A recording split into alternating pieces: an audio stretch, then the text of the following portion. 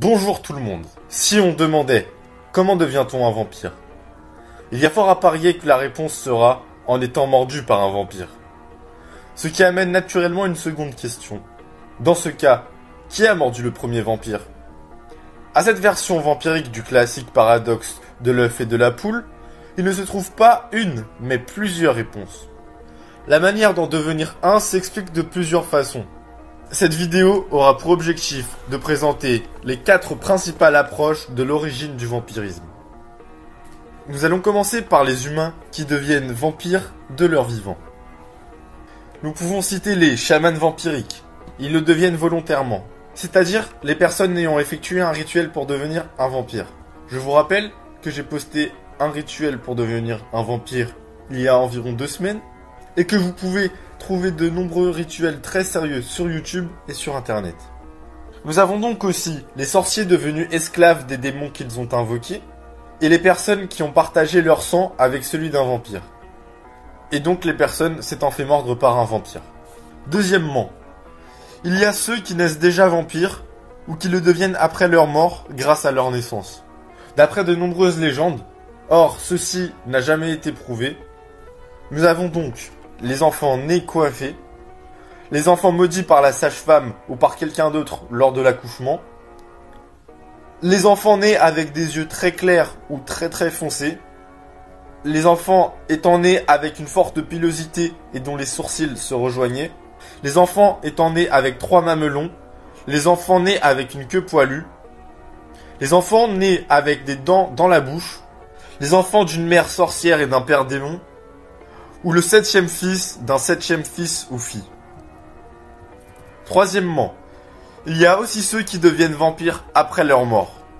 Nous pouvons citer ici les humains dont l'ombre a été dérobée. On peut voler l'ombre de quelqu'un grâce à un rituel de magie noire.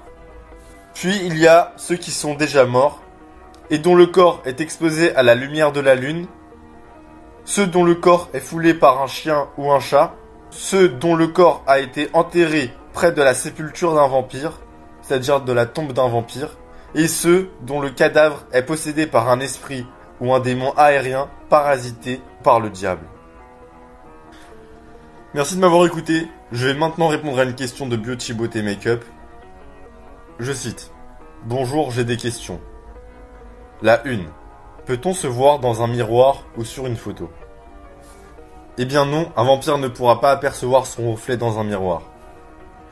En revanche, pour une photo, cela dépendra du matériel utilisé pour prendre une photo ou pour filmer.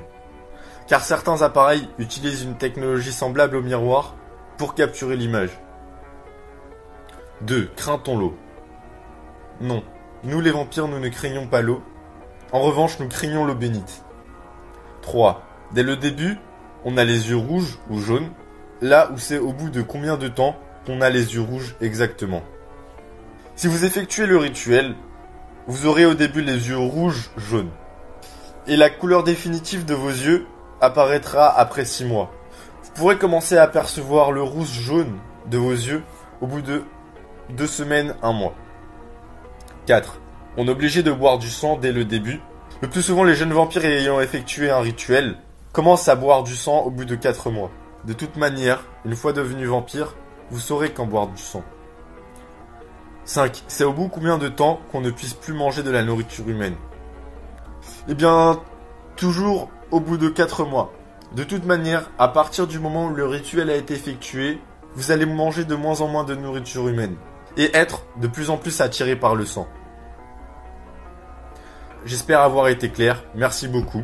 Si vous avez besoin d'aide, je vous laisse mon Skype en description et n'hésitez pas à me poser des questions en commentaire, je réponds absolument à tout. Au revoir.